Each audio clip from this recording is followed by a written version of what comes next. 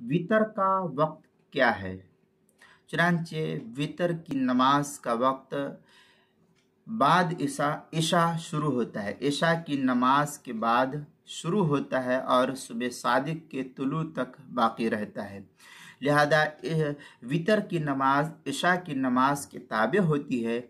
अब अगर किसी शख्स ने इशा की नमाज नहीं पढ़ी है तो पहले इशा की नमाज अदा करे, उसके बाद वितर पढ़े। अगर किसी ने पहले वितर पढ़ा फिर इशा की नमाज पढ़ी तो फिर इसकी वितर अदा नहीं होगी। इसलिए इशा की नमाज के ताबे ये वितर की नमाज है, लिहाजा पहले इशा की नमाज अदा की जाएगी, उसके बाद जो है वितर की नमाज पढ़नी।